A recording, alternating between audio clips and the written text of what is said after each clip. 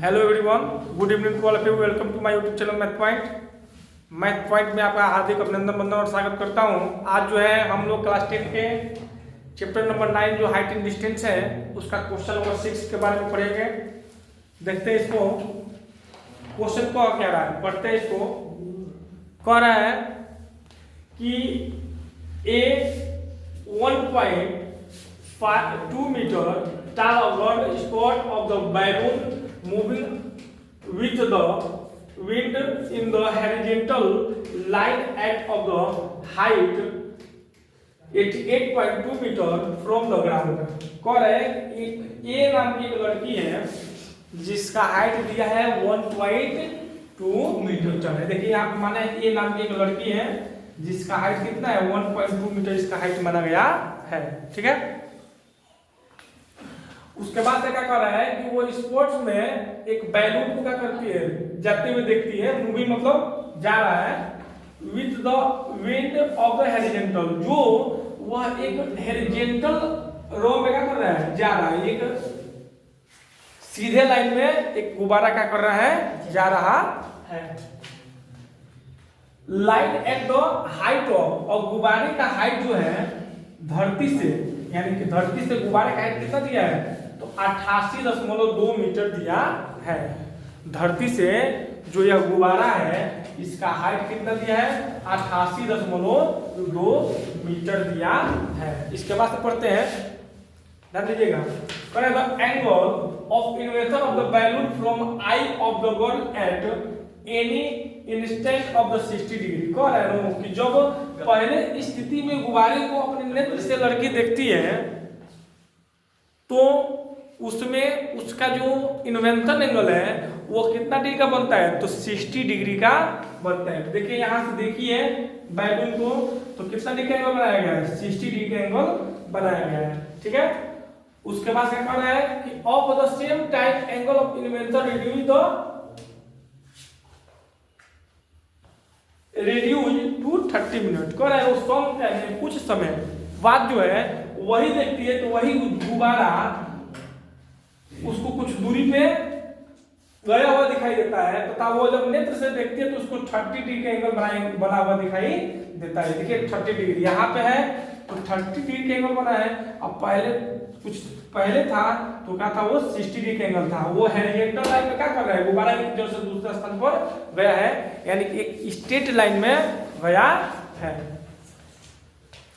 कौन है, find the distance travelled by the balloon during the interval. कह रहा है कि हमें क्या करना है, एक जगह से यानी पहले स्थान पर जहां बैलून था वहां से दूसरे स्थान पर बैलून चला तो कितना ट्रेवल किया, यानी कितना मीटर उसने दूरी तय किया, उसके बारे में हम लोग क्या करेंगे, जानेंगे। ठीक है, अब यहाँ देखिए क्या कर सकते हैं, ये 88 मीटर धरती से और वह गुब्बारे का डिस्टेंस है, दूरी है। ठीक है, यहां से क्या कर सकते हैं, ये यहां से यहां तक का जो डिस्टेंस है इसको मान लेते हैं कि x है। क्या मान लेते हैं इसको, यहां से यहां तक का डिस्टेंस मान लेते हैं x है।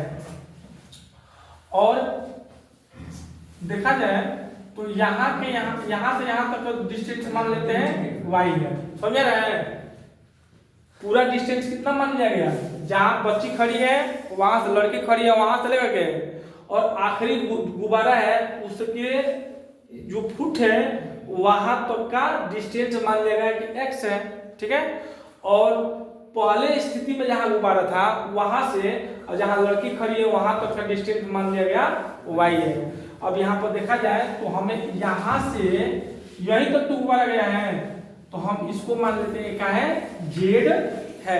एक और डिस्टेंस मान लिए जिसको क्या मान लिया गया, z है। अब यहाँ पर देखा जाए तो हमें यहाँ से यहाँ तक का डिस्टेंस का करना है, फाइंड करके लाना है। यानी कहाँ से कहाँ तक, इसका कुछ नाम भर देते हैं, A B C D, इसको मान लेते हैं E। ठीक है, तो E और B का डिस्टेंस जो होगा वही एक गुब्बारे का ट्रेवल जो किया है, यानी एक जगह से दूसरा स्थान तक गया है वो डिस्टेंस होगा। समझा रहे हो, यहाँ पे हम क्या कर सकते हैं, पहले तो हमें ये हाइट इसका है, तो लड़की का हाइट पूरे टोटल हाइट में से क्या करना पड़ेगा, माइनस करना पड़ेगा। तो यहाँ पर देखिए हम हाइट बराबर निकाल सकते हैं, यानी कि पहले BC का हम वैल्यू निकालते हैं।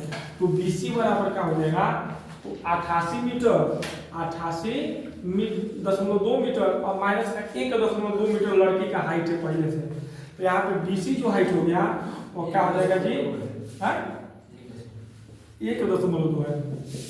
अब लड़की का हाइट क्या हो जाएगा, तो 2 में से 2 गया कट गया ना जी, 87 मीटर हो जाएगा। कितना मीटर हो जाएगा, लड़की का हाइट नहीं, BC का हो जाएगा हाइट, BC 87 मीटर। यानी यहाँ से यहाँ तक का जो हाइट है वो कितना मीटर है, 87 मीटर है। अरे सुनिए, अब देखिए इस हाइट के बराबर इस गुब्बारे की भी तो हाइट होगा 87 मीटर। कोई दिक्कत यहाँ पर बोलो ना, तो फफुंदी के जैसे ऊपर का लगा है, ठंडा लग रहा है, अरे यार ठीक है। अब यहाँ पे वो क्या कर सकते हैं, हमें क्या याद करना है, जेड का वैल्यू याद करना है, जेड का वैल्यू याद करना है नो, यहाँ पे सिंपल निकाल लेते हैं जेड का वैल्यू। तो जेड बराबर क्या कर सकते हैं जी, तो पूरे x में से, यानी यहाँ से यहाँ तक के डिस्टेंस में से यहाँ से यहाँ तक का डिस्टेंस माइनस कर देंगे तो जेड नहीं निकल जाएगा। तो हम क्या कर लेते हैं, AB में से माइनस कर लेते हैं, AB मतलब x में से माइनस कर लेते हैं, कितना, ये y वाला डिस्टेंस, तो हमारा जेड का डिस्टेंस निकल जाएगा। और जो जेड का डिस्टेंस होगा वही हम लोग का क्या होगा, गुब्बारे का डिस्टेंस होगा, कितना दूर तक वो क्या है, ट्रेवल किया है। ठीक है, समझ में आ रहा है? यस सर, आ रहा है, कैसे आ रहा है, मुझे नहीं समझ में आ रहा है। सही आ रहा है, करते हैं, चलो अच्छा आगे करते हैं। अब हम क्या करते हैं, इन ट्रायंगल AB और ये C में, पहले ABC से हम इसका बेस निकाल लेंगे नो। तो लिखते हैं in triangle ABC, in triangle ABC। अब यहाँ से कर सकते हैं इन ट्रायंगल ABC से, तो देखा जाए तो tan थीटा लगाएंगे, डायरेक्ट लगाएंगे tan थीटा पर क्या हो जाएगी, परपेंडिकुलर बटे में बेस। यहाँ पे लिख सकते हैं P/B, तो tan, और यहाँ पर देखिए यहाँ 30 डिग्री एंगल बना रहा है नो, तो यहाँ पे 30 डिग्री हो जाएगा। इक्वल में P हमारे पास कितना दिया है, 87, और बटे में B कितना दिया है, x दिया है, x हो गया। अब बताइए tan 30 का वैल्यू क्या होता है, तो 1/√3 होता है। तो यहाँ पे ले लेंगे 1/√3 इक्वल में 87 और बटे में x, क्रॉस मल्टीप्लाई करा देंगे, और जब क्रॉस मल्टीप्लाई करेंगे तो इसका आ जाएगा क्या, x इक्वल आ जाएगा 87/√3। पूरा x का वैल्यू आ गया 87/√3 आ गया। ठीक है, आगे बढ़ते हैं। अब हमें क्या निकालना है, AED से AE का वैल्यू, y का वैल्यू हमें क्या करना है, निकालना है। क्योंकि x का वैल्यू में से हम y का वैल्यू हटा देंगे तो z का वैल्यू निकलेगा ना, अपने आप निकल जाएगा। तो हम क्या कर लेते हैं, अब हमें y का वैल्यू निकालने के लिए हमें AE का वैल्यू निकालना पड़ेगा। तो यहाँ पर बात करते हैं इन ट्रायंगल AED में, यानी इन ट्रायंगल AED। अब यहाँ पे देखिए बेस इसका y है और इसका परपेंडिकुलर 87 है नो। यहाँ पर मानते हैं tan थीटा, फिर से tan थीटा और इक्वल में परपेंडिकुलर बटे में बेस 10, और थीटा का स्थान कितना दिया है, 60 डिग्री। तो 60 डिग्री इक्वल में परपेंडिकुलर 87 और बटे में बेस y है ना जी, y नीचे बेस ये y बने हैं, y हो गया। tan 60 का वैल्यू क्या होता है, tan 60 का वैल्यू √3 इक्वल में 87 और बटे में y, इसके नीचे 1 मानो क्रॉस मल्टीप्लाई करो, तब क्या आएगा यहाँ से, तो y से जब कराएंगे तो हो जाएगा √3y और इक्वल में 87, y बराबर क्या आ गया 87 और बटे में √3। सिंपल भी आ गया, हम चाहे तो इसको √3 से ऊपर गुणा कर सकते हैं, कर देगा √3 से गुणा कर लीजिए, ऊपर भी √3 से गुणा कर दीजिए और नीचे भी √3 से गुणा कर सकते हैं। तो क्या हो जाएगा y बराबर 87/√3 और बटे में 3, एक कटेगा कट जाएगा, कितना बन जी, तो 39 बार में क्या हो जाएगा, अरे यार कैसे 39 आएगा, 29, ठीक है 29/√3 बार में होगा। y बराबर क्या हो जाएगा 29√3। अब हमें देखिए जेड ही तो वैल्यू का डिस्टेंस है, एक जगह से दूसरी जगह तक कहाँ गया है वो, तो यहाँ पर हम जेड बराबर लिख देते हैं x माइनस का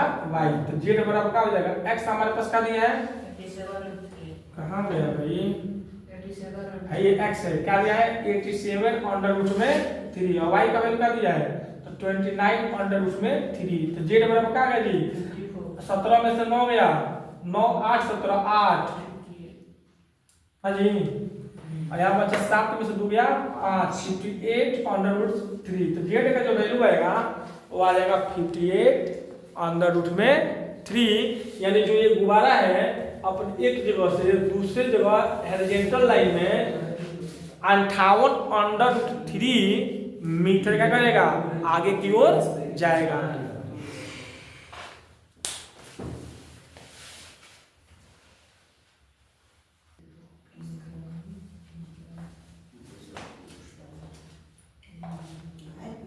अब जो है क्वेश्चन नंबर 7 देख रहे हैं, पढ़ते हैं इसको, क्या कह रहा है, क्वेश्चन नंबर जो है क्या है 7 है। यहाँ पे देखिए कह रहा है from the top of the 7 metre height building. तो देखिए एक 7 मीटर हाइट की बिल्डिंग पे खड़े होकर क्या करता है, किसी 7 मीटर हाइट की बिल्डिंग है, मान लीजिए यहाँ पर 7 मीटर हाइट में कर दिए, बिल्डिंग बना दिए, इस बिल्डिंग का हाइट कितना है, 7 मीटर, ठीक है। फ्रॉम द टॉप, इसके ऊपर का है कोई व्यक्ति है, हाइट पर है 7 मीटर हाइट कोई व्यक्ति है, तो angle of invention the top of the cable tower 60 degree का, किसी टावर को क्या करता है वो देखता है, तो वहां से उसका जो है टॉप पर देखता है, मतलब एक टावर का मान लीजिए यहाँ पे टावर बन गया, और टावर के जब एक टॉप पे देखता है, टॉप मतलब शिखर पे देखता है, तो उसको यहाँ से 60 डिग्री के एंगल दिखाई देता है, कितना डिग्री, तो 60 डिग्री के एंगल दिखाई देता है। And the angle depression of the it's foot 45 degree, तथा यहीं से व्यक्ति नीचे क्या करता है, इसके फुट को देखता है टावर को, तो यहाँ से जो है इसका डिप्रेशन एंगल बनता है जो 45 डिग्री का एंगल बनता है, 45 डिग्री का एंगल बनता है।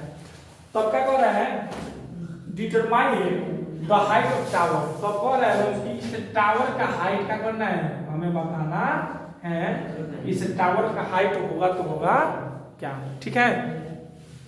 देखिए इधर ध्यान दीजिए, इसको ए मान लेते हैं, इसको बी मान लेते हैं, इसको सी मान लेते हैं, इसको डी मान लेते हैं, इसको ई मान लेते हैं। फिर एक बार समझ लेते हैं, एक बिल्डिंग बनाया गया है 7 मीटर ऊंचा है, बिल्डिंग कितना ऊंचा है, तो 7 मीटर ऊंचा है, ठीक है। इसके ऊपर वाले टॉप से, शिखर से किसी टावर के शिखर को देखा जाता है, टॉप को देखा जाता है, तो उसके हॉरिजॉन्टल से इसको 60 डिग्री का एंगल बनता है, तथा उसी टावर के जब फुट में देखा जाता है, फुट पर देखा जाता है, तो वहां से उसको 45 डिग्री का एंगल बनता है, तो 45 डिग्री बना दिए एंगल, और ऊपर देखा है तो 60 डिग्री बना दिए।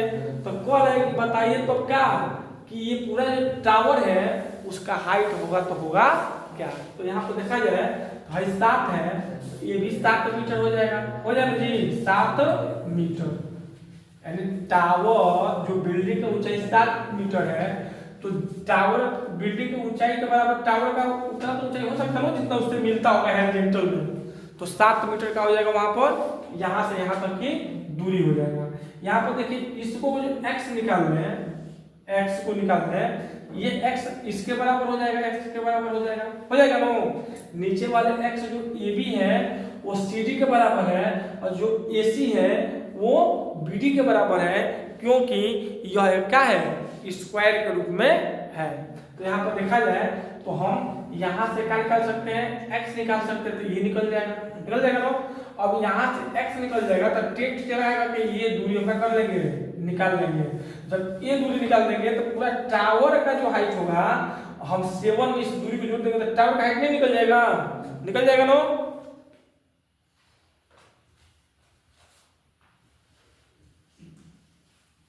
ठीक है, चलिए क्या करते हैं, पहले बात करते हैं इन ट्रायंगल